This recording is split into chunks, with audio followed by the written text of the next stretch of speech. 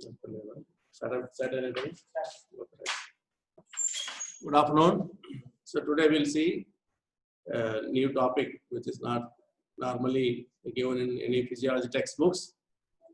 That is interpretation of growth charts. Normally we use the term growth and development. Normally we use these terms synonymous with one another, but they are not synonymous. They have different meanings. Growth means it is increase in size or the mass, which is achieved mainly by increasing the number of cells by multiplication, or increasing the intracellular contents, or the hypertrophy of existing cells. These are three means by which the cell mass of an individual or maybe a baby will increase. That we call as the growth. But on the other hand, development means attainment of functional maturity. Attainment of functional maturity is defined as the development. So wherein, say for example, maturation and myelination of nervous system is an example of development. So like this, you should understand what is the difference between growth and development. Development is nothing but attainment of functional maturity. But whereas, say example, in adult life, learning various skills in order to survive, that is an example of maturity. So we learn various motor skills, etc., various other skills which are necessary for the maintenance of life. Those are examples of development. So with this background, let us see. So normally the growth starts from the stage of conception, and the fetal growth continues till parturition. Of course, the growth continues even the postnatally also. So when there is a growth of the fetus as well as the baby after the delivery, there are various factors which determine the growth, and if we compare the growth of the particular child with that of the other peers or other baby or adult in the population, that will tell you whether the growth of a particular person is normal pertaining to that particular age group of that area or for that country, or as a globally or on global standard, how is the growth, that we can compare and contrast. If necessary, that we can intervene and we can do certain remedial course or remedial measures we can undertake. So for which normally the growth of child is plotted on a graph. Those graphs are called growth charts. About this we'll see a bit later. Now before we go into the actual, of course our topic today is just to interpret the growth charts. So of course we will, as a learning preamble or maybe initial aspect of these things, you will learn now.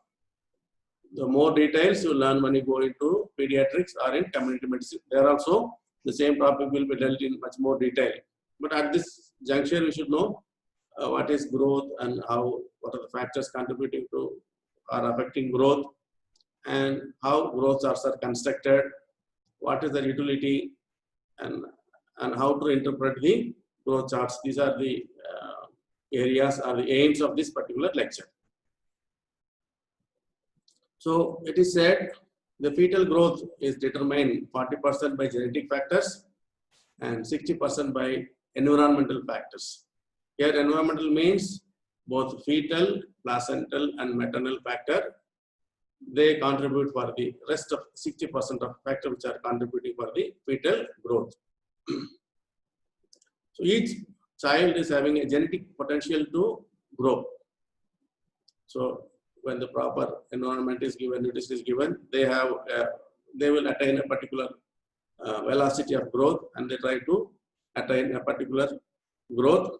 And again, in growth also, there is a difference between sexual difference. Normally, in general, in population, the male person, the height and weight of the individual will be definitely more than the females. And especially in the fetal growth, the fetal hormones, they also play a role, especially the thyroxine and insulin, etc. They mediate growth. and there are certain fetal growth factors such as insulin-like growth factor 1 and 2, epidermal growth factor, and transforming growth factor alpha, and platelet-derived growth factors. These are some of the examples of growth factor. They also mediate growth. And there are certain mediators, they also inhibit growth, like transforming growth factor beta, as well as Mullerian regression factor, etc. They inhibit growth. And there are certain placental factors. As the gestational week keep on increasing towards the term, normally the size of the placenta also increases, as well as the layers which separate between the placenta and the fetal also will decrease in thickness. The exchangeability of material between the placenta and the fetus increases. So even good placental health again is essential for the growth of the baby. And comes the maternal factors, wherein maternal, say for example, too early teenage pregnancy, also the baby growth may not be normal. Even an old age pregnancy also similarly won't promote a better growth of the baby. Similarly, maybe a multiparous or frequent pregnancies, or a maternal anemia, or having any other infectious disease, or malnourishment of the mother, and any other drug abuse of mother can also retard the growth of the baby. These are some of the factors which can determine the growth of the fetus. And postnatally, after the delivery of the baby, factors, there are many factors that are postnatal factors. They can also influence the growth. Of course, I am giving only preamble, and these things will learn a little more detail when you go to pediatrics. So here also genetic factors play a role. So normally when both the parents are normally well nourished, their heights are normal. Normally the baby are going to be normal in their height and weight and other things. And the second most important factor is the birth weight. If the birth weight is normal, you can say more in most cases the baby is going to attain the milestone timely, and the growth would be usually normal. Suppose when the birth weight is less and the child is going to suffer certain future developmental abnormalities, especially those are having low birth weight, even the overall the structure and physiology gets altered. Even those children, they are more vulnerable for late age, maybe hypertension, cardiovascular disorders, diabetes mellitus, etc. They are more common in babies who are low birth weight babies. So you can say a childhood well nourishment and growth can promote health even in adult life. So low birth weight baby, as I said, there's a study which shows that such babies are known to have certain developmental complications even in adult life. Again, there are hormonal factors like again thyroid, insulin, growth hormone, cortical hormones, etc. They also promote growth. And the nutrition, a good nutrition, a balanced diet will naturally promote growth. And then the undernourished or malnourished children, and infections, especially childhood infections, especially diarrheal diseases, can considerably retard growth. And certain other chemical agents such as androgen, etc., are given, they will definitely influence the growth. Sometimes they cause growth spurts, later sometimes they may cause early fusion of epiphyseal plates. So ultimately they decrease the height. And there are many social factors, they also influence the growth of the baby. One is the socioeconomic level. Suppose the per capita income of a family, suppose they are well, normally such parents, they try to feed the child with the good nutritious diet. So normally development goals will be, or milestones will be more or less normal. And the poverty, on the other hand, will definitely will have a inhibitory factor on the child growth. And other natural resources, suppose I said there is very good monsoon, or the climatic changes are normal, then normally a good harvest, good socioeconomic status, a good GDP normally will promote the industrial and agricultural activity. So availability of nutritional diet will be there. So normally growth will be normal. And even in climate, normally during summer, the hot and humid conditions normally will cause little decreased growth due to the prevalent infections and infestations. Normally growth is more during spring rather than the hot summers. And emotional factors, normally those children who are born to the separated parents where there is a familial disputes, and there are those children who are grown on the orphanages or who are not taken care of socially, they lack the love and affection of childhood. So in those individuals, growth will be normally stunted. The neglected children normally will have or show stunted growth. And the cultural factors, there are certain areas where they may have some culture, some food habits, the way of preparing food. Sometimes it may be deficient in particular nutrient, which may be essential for a thing, or some like you may have, they have a particular food habits or some cultures, they may lead to certain, they also can influence the growth. Then the parental education, normally those educated parents, they generally adopt all, they take care of the baby nicely. They all the parameters are necessary for the growth. They will provide. They understand the necessity of health, hygiene, and nutrition. So they're more likely to produce or upbring a baby with a normal development. And why these things are very important? Because the maternal and child malnourishment leads to at least 3 to 5 million deaths annually. So because of maternal and child malnourishment, there are about 3 to 5 million children are dying annually. You can understand the importance of nourishment at that particular level. And because of this maternal child malnourishment leads to 35% of childhood diseases. Disease burden to the extent of 35% are due to nutrition related, especially below 5 years of age. In below 5 years of children, if you see, 35% of diseases are due to the nutritional related or due to malnourishment. And in India, at least even 10-year-old data shows we have about 61 million children with stunted growth, and which is contributing at least 35% globally. Now the number might have increased. What I'm talking is about data which is 10-year-old.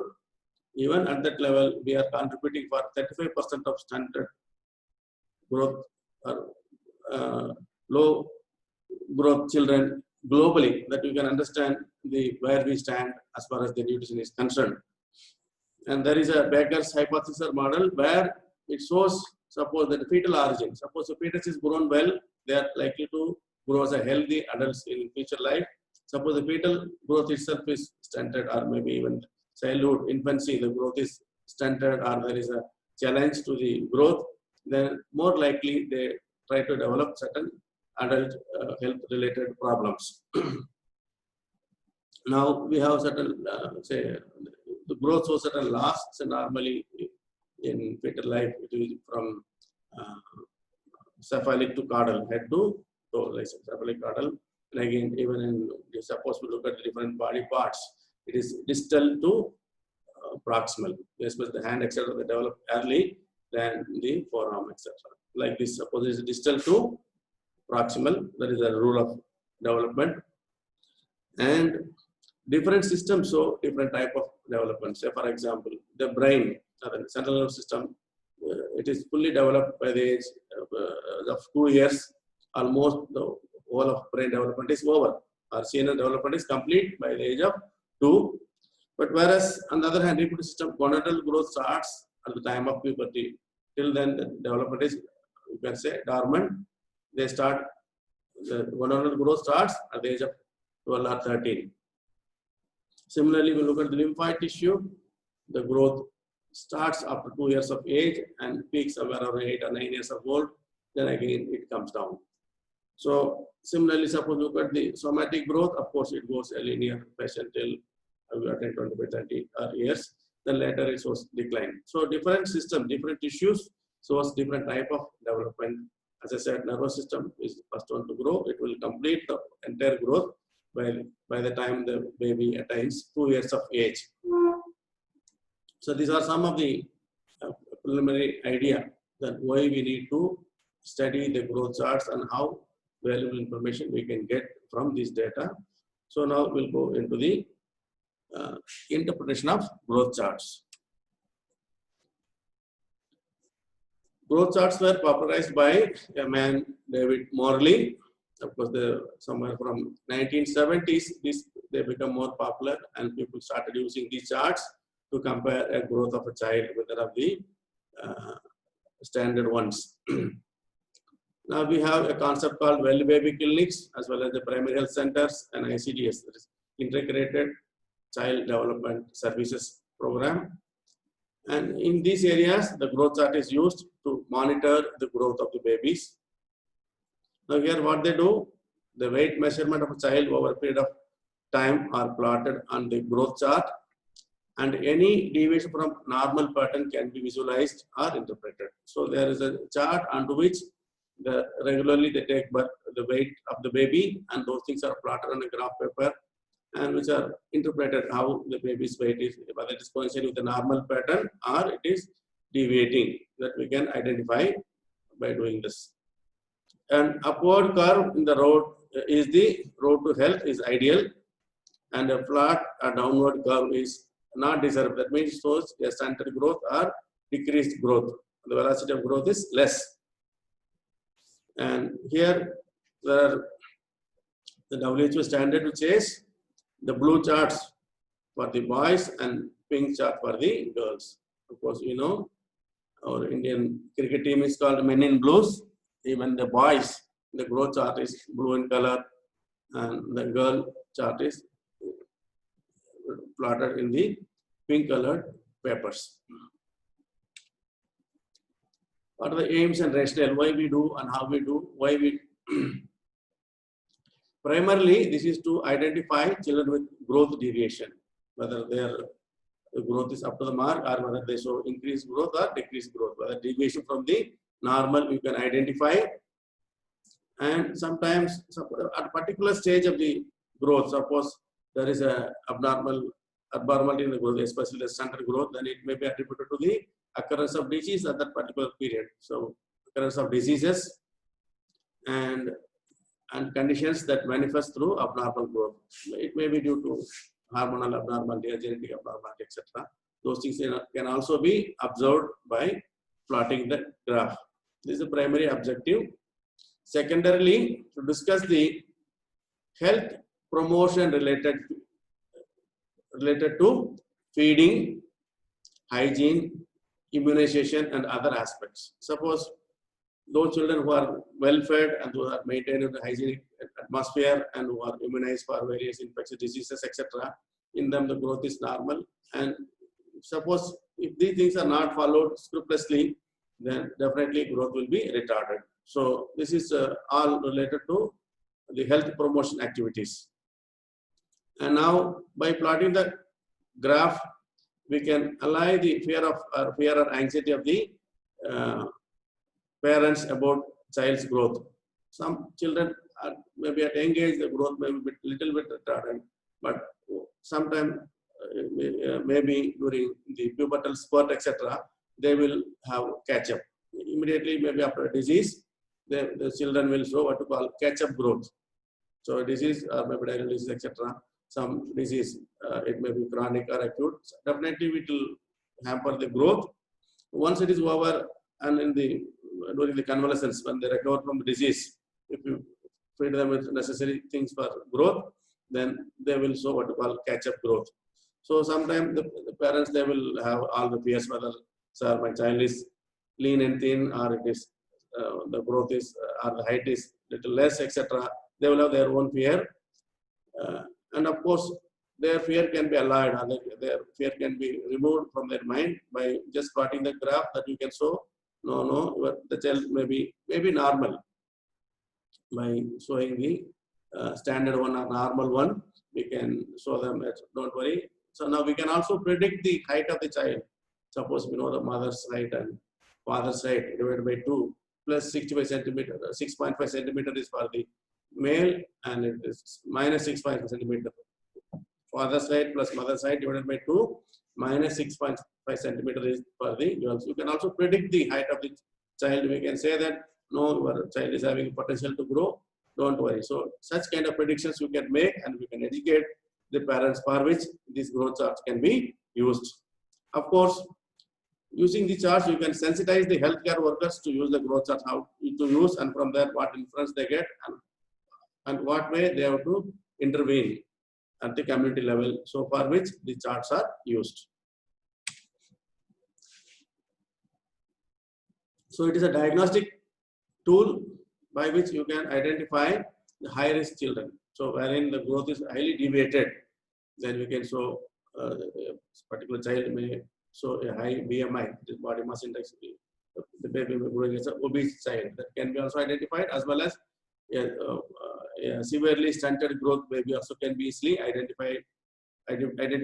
So it is used as a diagnostic tool to identify high risk children, and by which you can, at the government level, it is used for planning or for policy making. Suppose in a particular area, a particular region, there is abnormal growth of children, then we can identify the reasons for that, and they can go for the interventions, how to overcome these things. That is how it has come. This all Anganwadis and providing nutritional diet and egg, all those things are come up as a outcome of these studies only. And it is used as a tool for action helps in type of intervention that is needed. That's what I told you, that they will come to a conclusion what are the interventions needed. So it will help in making various actions. And suppose when they do such interventions, then they can do a later study how far this particular intervention is effective. Suppose they are giving a nutrition supplement, they are giving for some periods of definite period of the definite quantity, then they can study the outcome of that particular intervention. Then they can evaluate, for which again they replot the graph. Suppose they show a positive results, then the particular intervention was effective. So for effectiveness of corrective measures and impact of a particular program or special intervention for improving child's growth and development can be evaluated by using the growth charts. Of course, it can be used for teaching. By keeping growth charts, we can show so many other things, that how it is being planted and what is the utility, all those things. It is used as a teaching tool. So now we'll see in the Indian background how it has come and how people have done it, the growth charts and what are the utility. Now how far we have traveled. This is a background information. The ICMR, the Indian Council of Medical Research, undertook a nationwide cross-sectional study during 56 to 65 to establish an Indian reference charts. So later we'll see what is the difference between reference chart and standard charts. Of course, at this stage we say that we have made a reference charts, and thereby you can compare a particular child. It was done in the early year of 56 to 65. This particular data is relevant now because the first study was done on lower socio-economic class only. It doesn't include the affluent class or well-to-do class. So children were not included. So because of that particular reason, it is irrelevant now. And moreover, it is about 30-40-year-old data. Then next is an Agarwal, etc. They have studied somewhere between 89 to 91. They compiled the growth charts, which are based on affluent urban children from all major zones, different zones of India, like north, south, east, west, central, etc. They divided the country into 5 zones, and from various zones they have collected the data. Even this data is now 30-year-old and it is irrelevant. In 2010 and 11, Kandilkar and others, they have published a growth charts on affluent children between age 5 to 18 years and have compared the growth of children of 2 to 5 years old Indian children with new WHO growth charts. Now, whatever we have, the Kandilkar's data, these are the more recent and they are the most latest or modern national growth charts. And we supposed to get somewhere around 20, of course. Whether it has come or not, we don't know. Of course, which year data we are discussing is not is limited at this juncture. We should know how different people have, you can say, conducted studies and how come up with these charts, etc. That is most important. And of course, as when you go into pediatrics, there will get the latest IAP, Indian Association of Pediatrics. They have the data. Based on those charts, we'll compare a particular given child. This is the background information. Now let us see the global scenario. WHO. They have done, of course, initially WHO they have did it in, only in US. Those data were they could not be applicable for the entire globe, and because they are all what you call formula-fed children in US and developed countries. In the West, they are all what called formula-fed children as far as the standards are concerned. So the growth will be normally better than the other third world countries, or the developing countries or underdeveloped countries. So that data could not be used. So, and again, they did what you call a multi-centric growth reference study, particularly MGRs, multi-centric growth reference study they conducted. And they conducted across different geographies and different socioeconomic strata and different GDPs. So like they included Brazil, Ghana in Africa, and India, and Norway in Europe, and Oman in the Middle East, and USA. Different countries are from different geographies, different climates, and different GDP. So that when they can, from these things, when they conducted, it represents a global standard. So from these countries, data were collected by trained staff using a common protocol sample, and samples were collected from communities where there are no environmental constraints to grow. That means there are no nutritional deprivation or other conditions. And the new growth reference is based on breastfeeding as a biological norm. That means they did it only on babies who are breastfed. And the measurements includes weight for particular with age and height with age, and weight and height, the correlation, and data on BMI was generated for children based on all these things.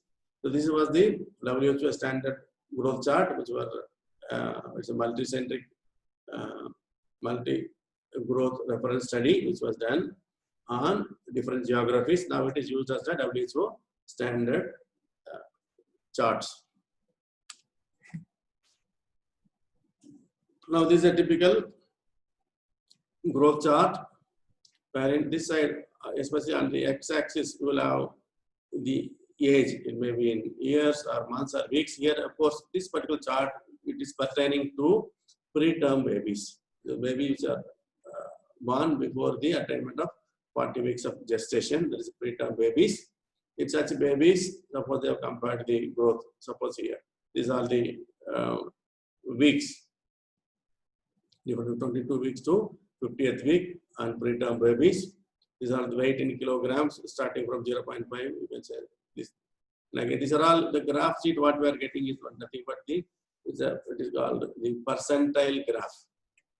It's called as percentile graph, meaning it is based on frequency distribution. Frequency distribution. So suppose, for example, you study a 100-member population, of which a particular person, suppose a particular weight is ranging from 1 kg to 5 kg.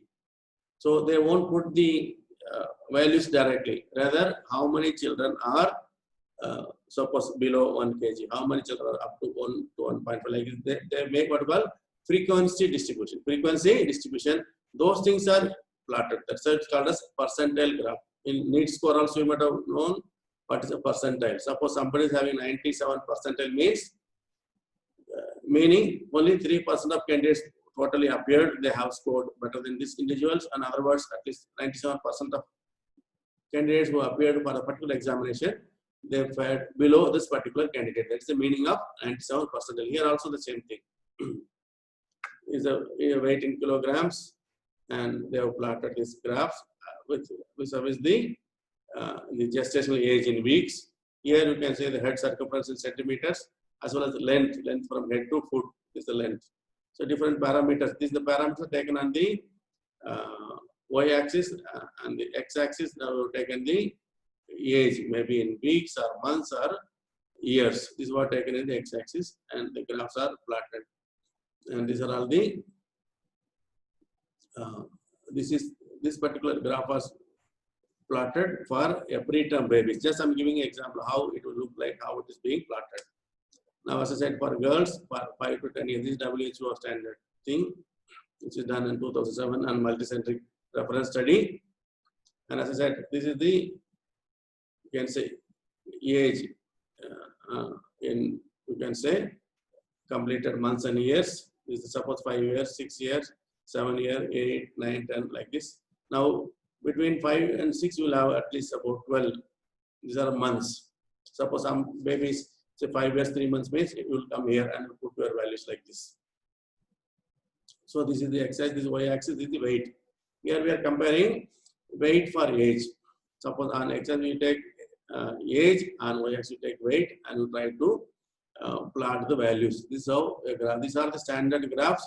Suppose on standard graph, on this, suppose you have a baby, suppose 5 years, 3 months, the baby's suppose weight is suppose only 10 kg. Now you will put the point here.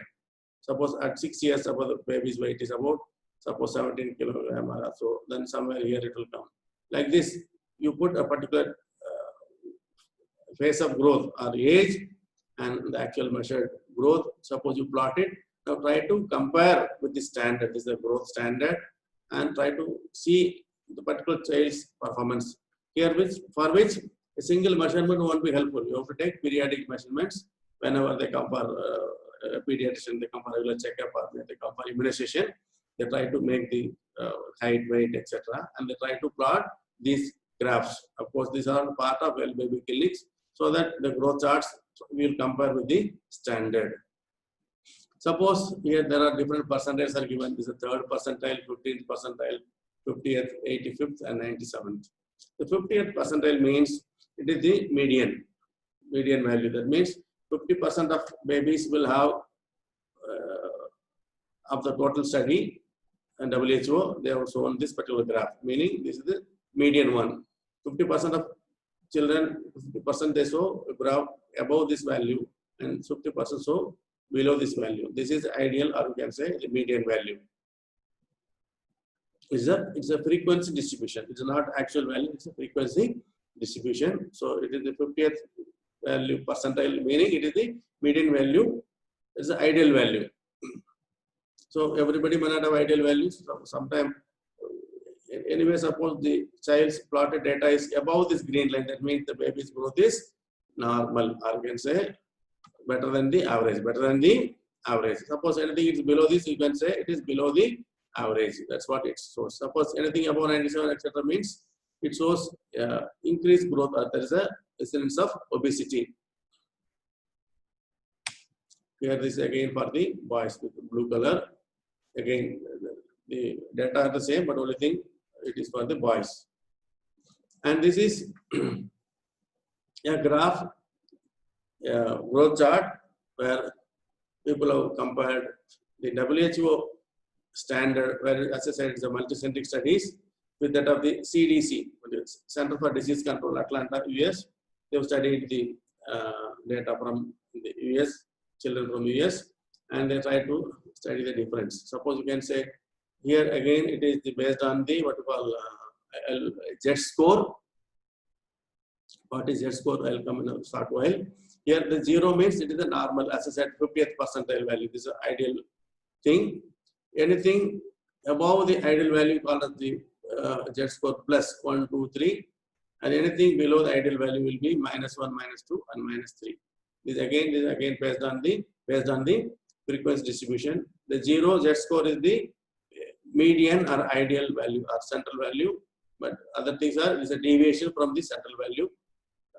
This is the 1, 2, 3 are means above the median value. Minus 1 to 3 means below the median value is the length or height in centimeters, and here they have taken the age in months, 0 to 60 months. Here, whatever is given in the this one, the dark lines indicates WHO standard, and what is given below is the CDC, that is Center for Disease Control, their studies.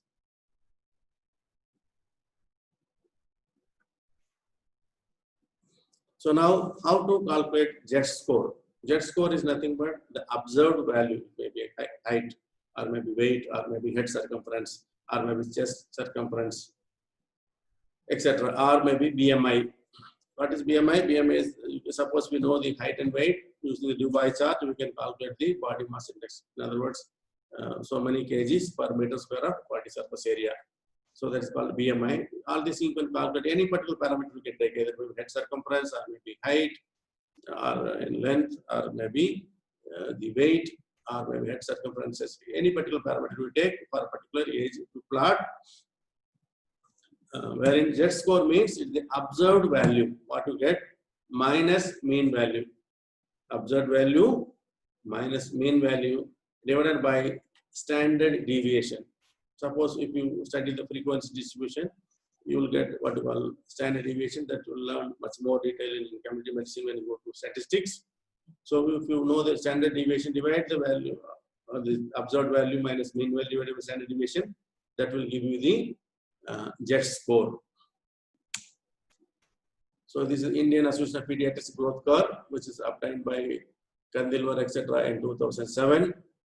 So here you can say the age in years, and this side is the weight in kilogram. Here is height in centimeters. This, you can see how the graph is. These are the different percentile. Suppose here 50th percentile is the mean value. This 75th percentile means 75% of children, they are having value below this.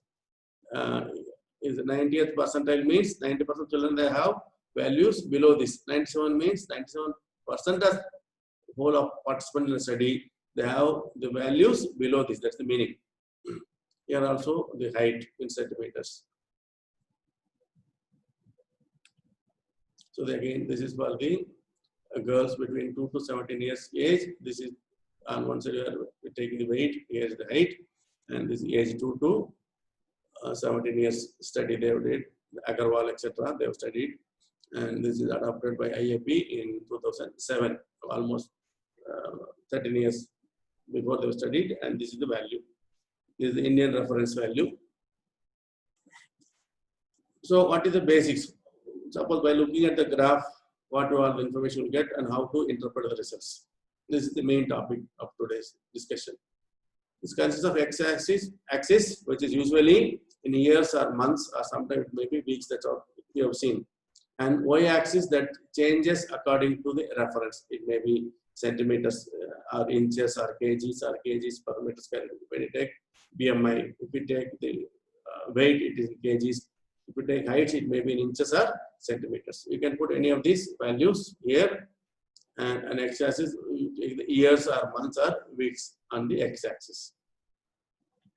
The x-axis usually divided into 12 equal parts. Suppose we mentioned the years to indicate each part as a month. That's how I told you, or I've shown you. Normally, a standard growth chart has 7 percentile lines. Normally, 3, 10, 25, 50, 75, and 97th percentiles. Of course, it is not uniform or standard one that always one should have 3, 10, 25. The graph what you have seen, sometimes maybe 3rd percentile will be there invariably, and sometimes instead of 10, it may be 15th. Then it may be 50th. Then it may be 85th. And it may be 97th and 100th, like this. Of course, they may have 5 to 6 lines, and the values can be standard one will have 3, 10, 25, etc. But it's not necessarily that every chart should have these values alone. Sometimes the graphs what we have seen, they have only 3rd, 15th, 50th, 85th, 97th percentiles lines we had. In the graphs what we have seen, IAP adopted ones. The correlation between Z scores and percentiles can be confusing, and it is in recent WHO, this multi geographic growth reference study that we have, it is done on different geographies. I told you, no, the study. These are tabulated below for clarity. How the Z score and percentile can be converted. This is the table. As I said, a Z score of 0 means exact percentile is 50th or median value. Rounded percentile is also 50th. That's the median value. Anything above is, that means the growth is higher than the median value, and below is, suppose whenever talk about Z score is -1, meaning the percentile is about, exact percentage of 15.9, but rounded percentage about 15. That means 15% of children, they have value below this. That's the meaning. That the Z score of -1 indicates that. The Z score of -2, where the exact percentile is about 2.3 and rounded percentile is about 3. That means 3% of the studied population, they saw this particular value or below this value. That's the meaning of it. -3 Z score indicates exact percentile of 0.1 and rounded percentile of about 1. That means 1% of children, they have values below than this. And a Z score of 1, the exact percentile is about 84.1, rounded percentile 85, that's 85th percentile. That's what we are talking about. That means 85% of studied population, they saw a value below than this. And Z score of 2, 97.7, in other words, 97 is the rounded percentile. And Z score of +3 indicates 99% of, or 99.9 percentile, or rounded is 99 percentile. There's only 1% of students, they saw value above this. That's the meaning. So Z score, as I said, calculated by doing observed value minus mean value divided by the standard deviation. So a Z score of 0 indicates the ideal or median values. So all these minuses, when a Z score is minus, meaning the growth of a particular child is below the median or normal value. But these are all indicates the percentage of observed population shows the value below than the particular value, and this shows the value which is again the 85, 97, 99. This indicates the percentage of student, the studied population shows value below the observed value. So anything above 0 indicates a good road to health. Anything in minus value Z score, when in the growth chart, Z score is minus, meaning the growth is not ideal, it is below the normal, below the average or mean value. That's the meaning.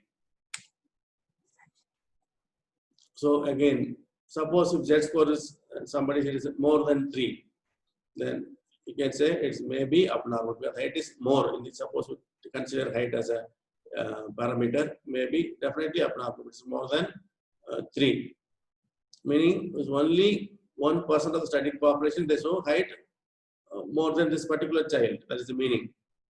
So 99% of studied population, they show height below this, meaning only 1% is above this. That means the height may be abnormal.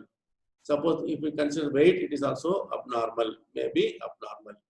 And BMI, definitely, suppose only 1% of studied population shows weight more than this, means definitely the studied child is a obese. Similarly, suppose you take +2 or more than 2 indicates height may be normal. In this case, for weight, we have to use the BMI.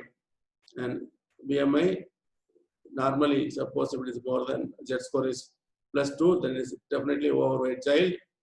And +1 indicates risk of overweight is there. Suppose this is what the use of the chart is. Once we know at the early level, we can do intervention. Suppose what is the ideal weight and height of a particular age.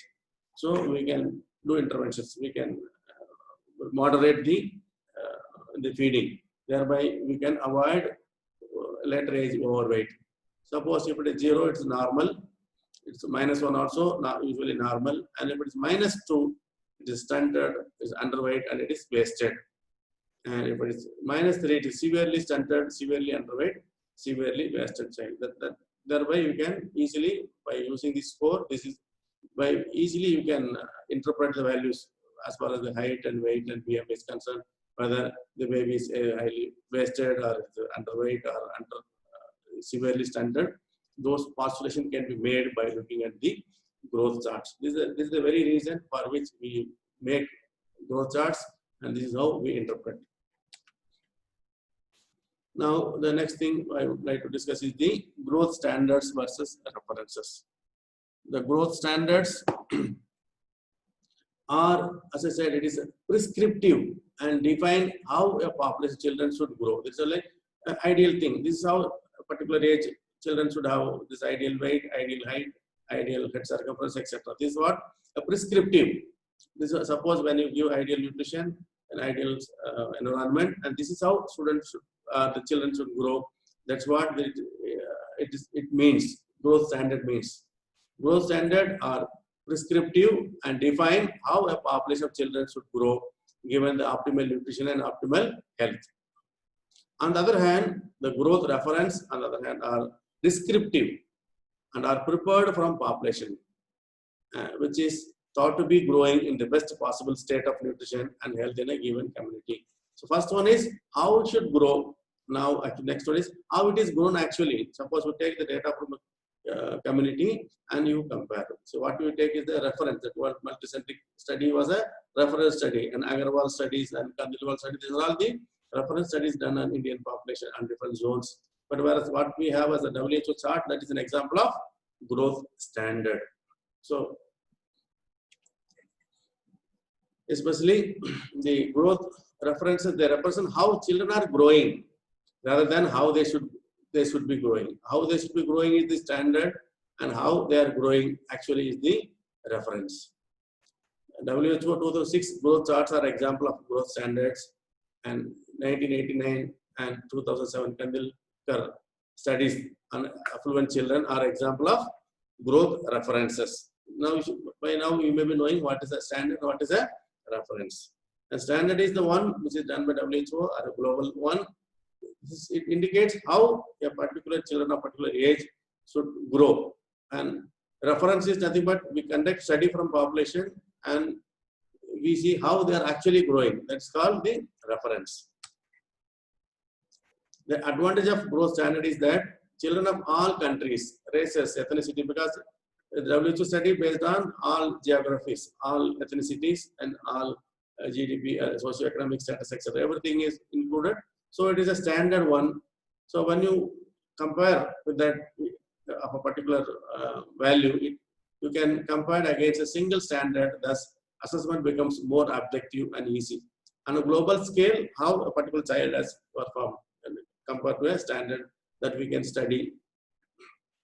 The disadvantage is that these are likely to overdiagnose underweight and stunning in a large number of children in developing countries such as India.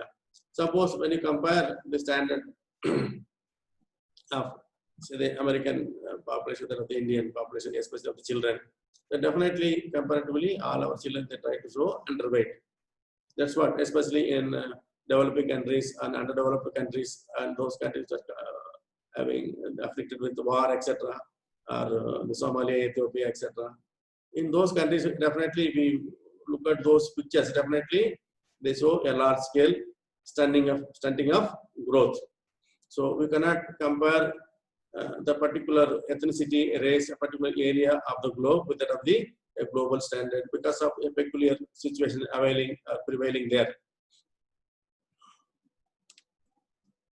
The advantage of reference is that because the reference is taken from that particular studied population. So advantage of reference is that they are the true representative of the existing growth pattern of children and allow us to study the secular trend in terms of height, weight, and obesity. In that particular given population, how these patterns are going and how you can compare the given child with that of the reference, that gives a more meaningful value for that particular study.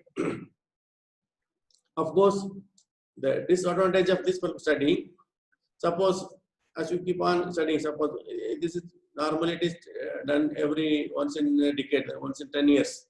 Suppose every 10 years due to improvement in our socioeconomic status, improvement of our GDP, improvement of, suppose earlier there were many children in the house, now there are only single child. So definitely the parents will take care of the children very well. And most children, they are trying to grow normal or above the normal. So in due course, normally we likely to estimate overweight as normal. That may occur, suppose because of the, when you use the references. Suppose what we study from the population, most of the children in the population are well fed and they are growing normal or above the normal, then we tend to consider that as the normal. That's what the disadvantage of using the references. And we'll see the Indian reference quickly. I know that you are waiting for your lunch. I'll try to complete. I won't eat away your time. And in the multicentric study conducted in on 1,493 children, affluent preschool children of different zones, the main Z score for height, weight, BMI are all done, and which were normally below the WHO standards. Definitely because our India is a developing country where the nutritional requirements are not fully met with. So though there are so many interventional mechanisms are there, still we are still to reach miles to go. The overall instead of stunting was about 13.6% on global standard. When you compare Indian reference, our children were about 13.6% shorter in stature. Stunting was observed, and underweight was observed in 8.5% of children under the age of 5 years. And of course, you know that the study was done on affluent preschool children, not on the general population. So this percentage is likely to be higher in rural areas, in underprivileged urban areas, although because we have not studied in those areas, we don't have data, so we don't know the exact percentage of stunting or undernourishment because there is no data available.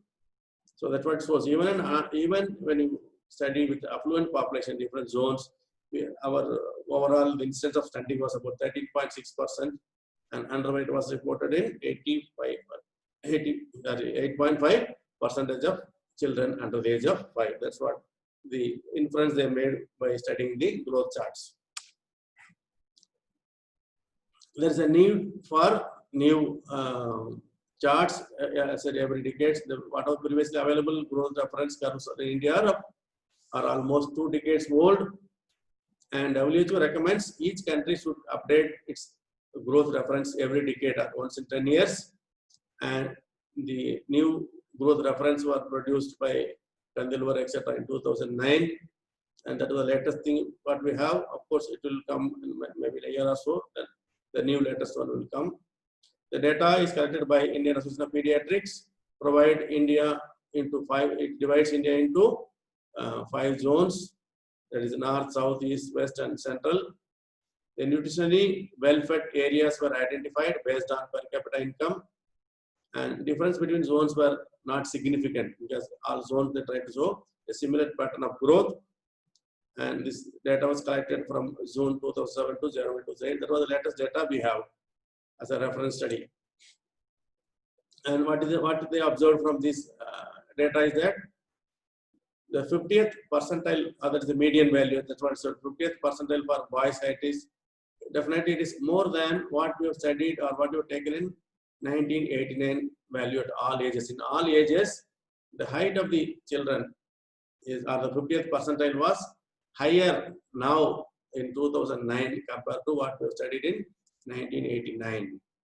And especially in boys, the 97th percentile at 18 years was about 1.7 centimeter higher than what the reference value was at 1989. When it comes to girls, the 50th percentile for girls height is normally now in the recent study, 2009 study, it was higher than what was the value observed at or in 1989 at all the ages. Now the most important observation now we should take care. The overall prevalence of overweight and obesity was 18.2% by IOTF. What's the IOTF? International Obesity Task Force. International Obesity Task Force classification, they classified obesity. And according to that classification, our Indian children, about 18.2% children are overweight or obese. And according to WHO standards, 23.9% of children are obese. Now, this is an alarming situation. Now, one should take corrective measure. It's not good always to keep on feed without the actual need. Prevalence of overweight obesity in boys is more than the girls. The mean BMI value were significantly higher than 1989 data.